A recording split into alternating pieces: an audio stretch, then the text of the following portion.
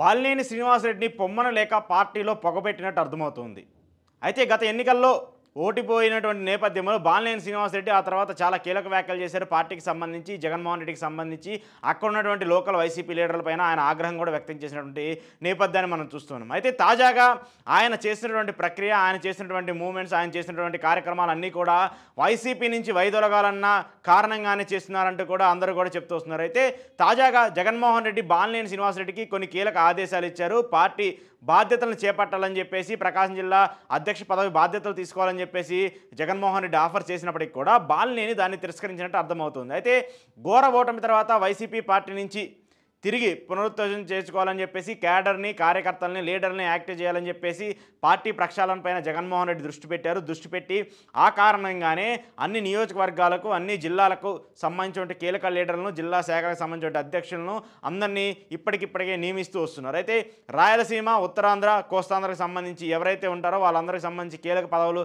ఇస్తూ వస్తున్నారు. అయితే తాజాగా ఒంగోలు జిల్లాకు సంబంధించి బాలినేని శ్రీనివాసరెడ్డికి ఆ బాధ్యతలు తీసుకోమని చెప్పినప్పుడు బాలినేని దాన్ని సున్నితంగా తిరస్కరించారని చెప్పేసి అర్థమవుతుంది. అయితే గతంలోనే, అంటే ఎన్నికల సమయంలోనే బాలినేని పార్టీ మారుతారు, బాలినేని జనసేనలో చేరతారు, లేదంటే టీడీపీలో చేరతారు, చాలా రూమర్స్ వచ్చినప్పటికీ కూడా ఆయన వైసీపీ పార్టీలోనే ఉండి వైసీపీ నుంచి టికెట్ తీసుకొని ఒంగోలు ఎమ్మెల్యేగా పోటీ చేశారు. ఒంగోలు ఎమ్మెల్యేగా పోటీ చేసినటువంటి నేపథ్యంలో ఆయన ఘోర ఓటమి పాలయ్యారు. ఓటమి పాలైన తర్వాత ఆయన చాలా రోజుల పాటు సైలెంట్ అయ్యారు.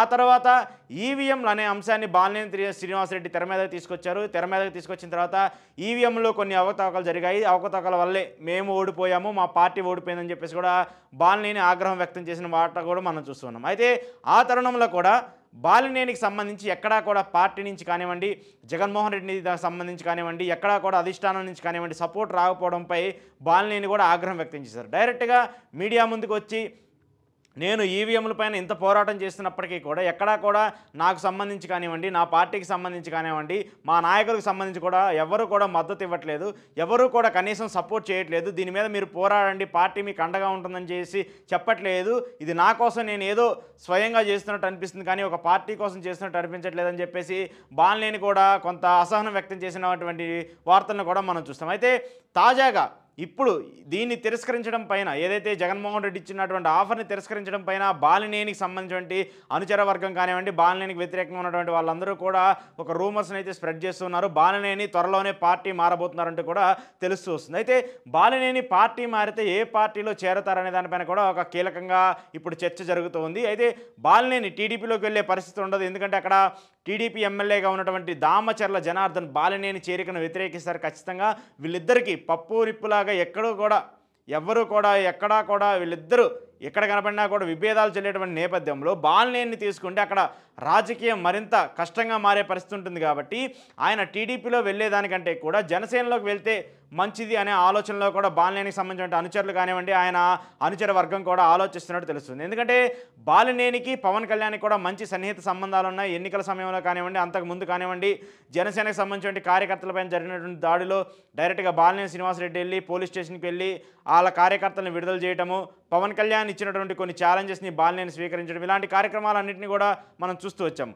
ఈ నేపథ్యంలో బాలినేని జనసేనలోకి వెళ్తారని చెప్పేసి కూడా ఒక రూమర్స్ జరుగుతూ ఉంది. దీనిపైన కూడా చర్చించాల్సిన అంశం ఉన్నప్పటికీ కూడా రాజకీయంగా బాలినేని మనుగడ సాగించాలంటే మాత్రం ఖచ్చితంగా పార్టీ మారాలని చెప్పేసి ఆయన అనుచర వర్గం కూడా భావిస్తున్నట్టు అర్థమవుతుంది. ఎందుకంటే బాలినేనికి సంబంధించి ఆయన సొంత బావ అయినటువంటి వైవి సుబ్బారెడ్డికి అక్కడ ప్రత్యర్థిగా, అంటే ఇద్దరు ఒక పార్టీ అయినప్పటికీ, ఒక కుటుంబానికి సంబంధించిన వ్యక్తులు అయినప్పటికీ, జగన్మోహన్ రెడ్డికి సంబంధించిన ఇంపార్టెంట్ పర్సన్ అయినప్పటికీ కూడా బాలినేనికి వైవి సుబ్బారెడ్డికి కూడా ఎప్పుడు రాజకీయంగా విభేదాలు జరుగుతూనే ఉంటాయి.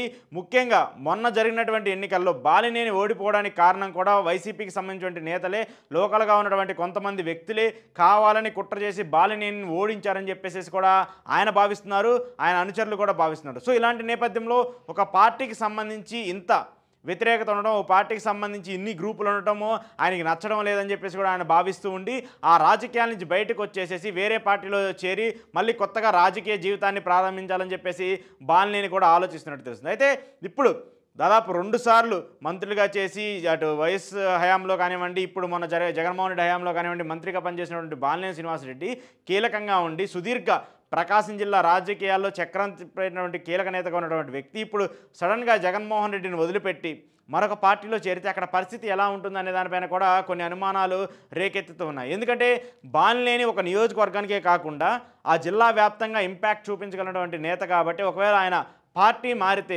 వైసీపీకి గట్టిగా నష్టం జరిగే అవకాశం ఉంటుంది. ఆయనతో పాటు ఆయనకి సంబంధించిన అనుచరులు, ఆయన అనుచర వర్గము, మిగతా నియోజకవర్గాల్లో ఉన్నటువంటి ఆయనకి సంబంధించిన కీలక వ్యక్తులు కూడా పార్టీ మారుతారు కాబట్టి ఆ నియోజకవర్గంలో మరింత డ్యామేజ్ జరుగుతుంది. కాబట్టి దీని మీద జగన్మోహన్ రెడ్డి ఎలా ఆలోచిస్తున్నారు, జగన్మోహన్ రెడ్డి ఎలాంటి నిర్ణయాలు తీసుకుంటారు అనేది మీద కూడా కొంత సస్పెన్స్గా మారుతుంది. సో ఏది ఏమైనప్పటికీ బాలినేని అంశానికి సంబంధించి ఇప్పుడు వైసీపీలో కొత్త చర్చ జరుగుతుంది.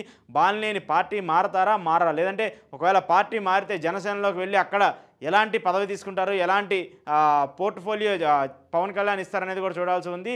ఇవన్నిటి జరగక ముందే జగన్మోహన్ రెడ్డి కొంచెం అలర్ట్ అయ్యి బాలినేనితో మాట్లాడి లేదంటే పార్టీ మారద్దని చెప్పేసి ఏమన్నా సర్దుబాటు చర్యలు చేస్తారనేది కూడా తెలియాల్సి ఉంది. కానీ బాలినేని మాత్రం పార్టీలో అసంతృప్తిగా ఉన్నటువంటి మాట అయితే ఖచ్చితంగా వాస్తవం.